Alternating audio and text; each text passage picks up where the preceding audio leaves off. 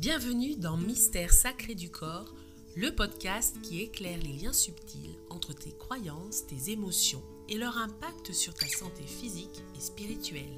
À travers des réflexions profondes, des méditations guidées et des pratiques énergétiques, je t'invite à explorer ton potentiel, à te libérer de tes blocages et à créer une vie alignée avec ton essence profonde et le monde spirituel qui t'entoure. Je suis Julie Montagnard-Rentier, fondatrice avec Lionel de l'Éther d'accueil, kinésiologue et énergéticienne depuis 15 ans. J'accompagne celles et ceux qui souhaitent faire de l'accompagnement holistique leur vocation en proposant des formations et des stages pour incarner pleinement leur mission de vie. Ensemble, marchons sur les sentiers de la conscience, façonnons de nouveaux chemins neuronaux et ouvrons des portes vers une transformation intérieure profonde. Plonge dans cette alliance du vivant avec moi, où corps et âme s'unissent dans l'amour et la joie. Bienvenue dans cet espace de découverte et d'évolution. Bienvenue à toi dans ce nouvel épisode où nous allons essayer de libérer une émotion bloquée avec la respiration et le mouvement croisé, qui est un exercice assez sympa à faire pour plein de raisons. Le but ici est bien sûr de libérer une émotion bloquée. Ce n'est pas le but d'aller éteindre les émotions, taire les émotions, j'allais dire. Non, c'est vraiment... le but, c'est des choses qui peuvent être là en toi depuis longtemps. Et c'est un petit exercice, tu vas voir, assez intéressant à faire pour aller vraiment... bien libérer, comme je te le disais, l'émotion et ensuite que tu puisses retrouver un corps plus serein, évidemment.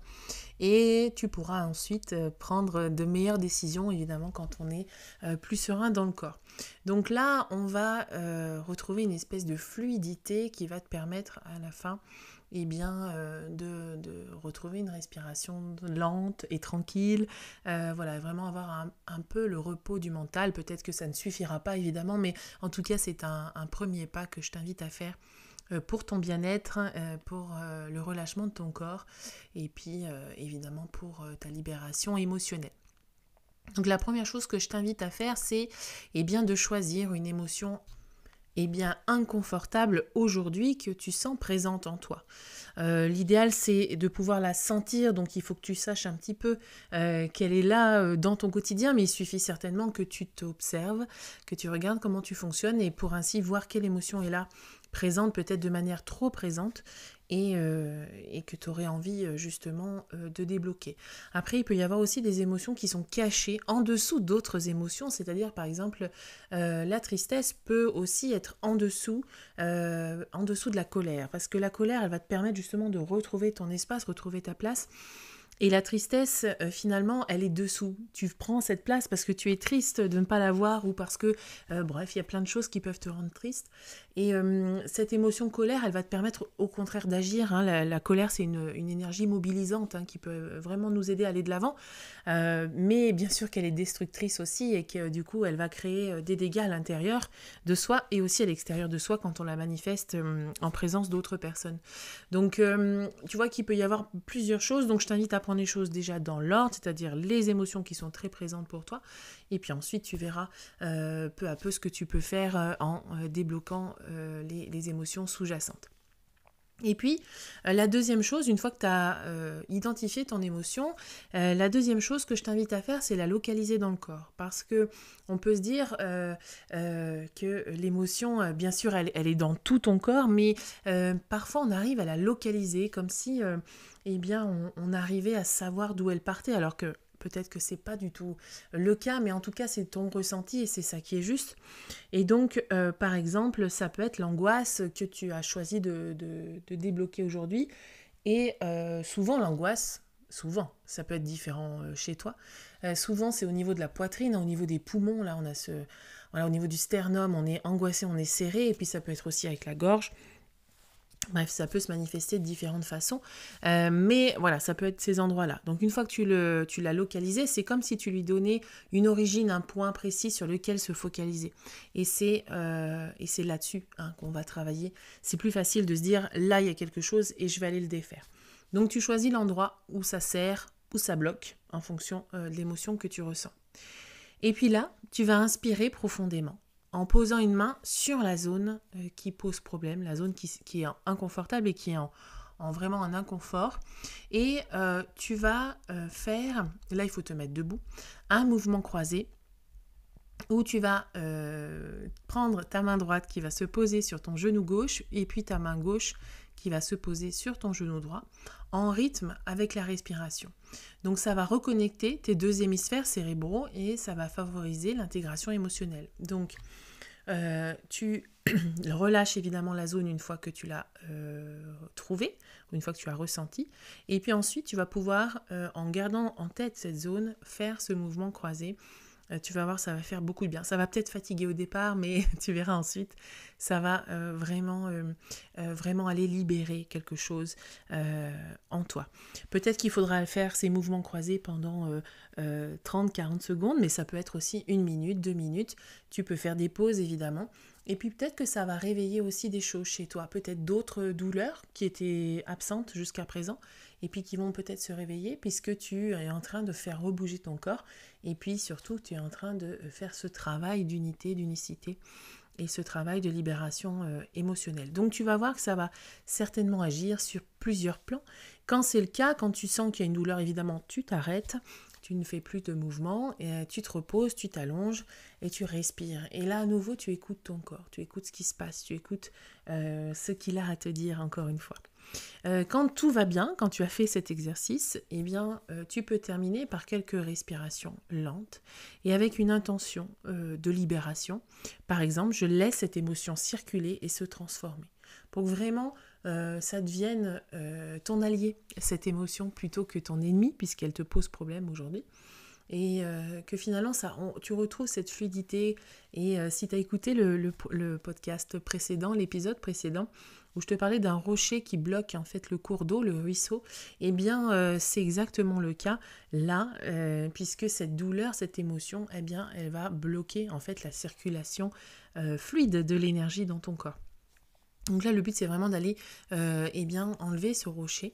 Et en faisant cet exercice, en faisant cette localisation, cette inspiration, cette main sur ta zone inconfortable et puis ensuite sur les mouvements croisés, eh bien, tu vas faire tout ce travail de libération. Je t'invite à répéter l'exercice, évidemment, si ça, pour l'instant, ça t'a inspiré déjà. Et si tu vois que ça t'a fait du bien, mais que tu n'en vois pas encore les effets, je t'invite à répéter, évidemment, l'exercice. Pas forcément tous les jours, ça peut être 1 fois, 2 fois par semaine. Et là, tu vas vraiment enclencher un processus de libération, de circulation d'énergie dans le corps. Donc, tu vois, tu as plusieurs possibilités d'action, à ton rythme surtout, et puis surtout dans l'écoute de ce que tu ressens. Si tu sens que tu es découragé, si tu sens que tu dis bof, ça marche pas, je l'ai fait 3 fois, ça marche pas, et bien peut-être qu'il faut poursuivre, peut-être que tu as besoin de plus de temps pour te libérer, peut-être que c'est une émotion qui est là depuis très longtemps. Et toi, tu as besoin de plus de lâcher prise. Et en invitant le corps, en fait, on ne le brusque pas. C'est ça qu'il faut que tu retiennes, c'est ne brusque pas ton corps. Je pense que tu le brusques peut-être déjà assez, et même bien inconsciemment, mais tu vois, libère ce truc-là qui te bloque. Il n'y a pas de raison que sur toi, ça ne marche pas. Alors, bien sûr, rien n'est magique, rien n'est miraculeux dans les techniques. Chacun trouve sa technique à soi, mais si tu sens que ça te parle, cette technique-là, eh bien, je t'invite à la poursuivre et vraiment à aller persévérer pour libérer tout ça. Et encore une fois, fais couche par couche les émotions différentes pour pouvoir vraiment aller atteindre un niveau de sérénité intérieure qui vaut le coup. Une fois qu'on y a goûté, on a envie d'y retourner, même si la vie, bien sûr, c'est des hauts et des bas. Et bien, une fois qu'on a goûté la sérénité, qu'on sait ce que c'est, et bien ça nous permet de se dire que c'est un état qu'on peut retrouver.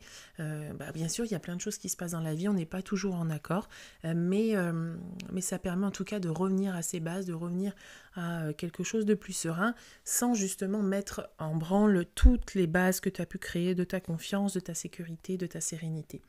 Donc tu vois, c'est vraiment important d'aller chercher ça, d'aller chercher ce mieux-être, en tout cas si tu le souhaites évidemment. Et ça permet aussi d'aller justement retrouver de la clarté mentale, puisque l'émotion, elle nous sert à bouger. Le but, c'est vraiment de nous faire bouger dans dans l'épisode précédent, je te parlais justement de cet enchaînement croyance, pensée, émotion, comportement. L'émotion et le comportement, si on prend la dernière phase du cycle, elle est vraiment là justement pour nous faire bouger et pour avoir un certain comportement. Alors parfois, on utilise des comportements compensatoires. Oui, c'est vrai, parce que pour l'instant, on ne sait pas faire autrement. Mais dans tout ce que je te propose là, dans cet épisode-là, et puis dans les précédents, mon but, c'était vraiment de te donner des petites clés progressivement pour que tu puisses avoir, toi, la clé qui t'irait et qui te permettrait de te libérer, ne serait-ce que momentanément. On aura trouvé un petit espace de respiration. Et ensuite, il faut reconstruire ses bases pour être vraiment dans cet alignement et puis dans cette sérénité, comme je te le disais, qui a tout son mérite d'être, qui a vraiment être serein, être sereine, j'ai envie de dire, c'est très peu de personnes sur Terre. Et puis c'est pas tout le temps, et puis c'est en fonction. Mais plus on le met en avant, ça, et plus ensuite on arrive à avoir une clarté mentale, une paix mentale aussi. Et ça nous permet justement de voir la vie bien plus sereinement et bien plus en confiance et être vraiment dans cet enthousiasme et cette liberté. Et tout ça, ça n'a pas de prix. Allez, je te laisse essayer.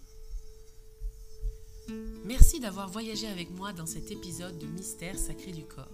Si cette exploration a résonné en toi et que tu ressens l'appel d'aller plus loin, je t'invite à rejoindre les terres d'accueil, un espace dédié à la transformation, à la connexion et à l'éveil de ton potentiel profond. Rejoins notre alliance spirituelle et bienveillante sur Facebook, sur les terres d'accueil ou sur le groupe privé Future Enquêtrice de l'âme. Tu as aussi notre Insta, Lionel et Julie, les terres d'accueil, et notre site internet www.lesterresdaccueil.fr. À très bientôt pour un nouvel épisode et d'ici là, prends soin de toi, de ton énergie et laisse briller ta lumière.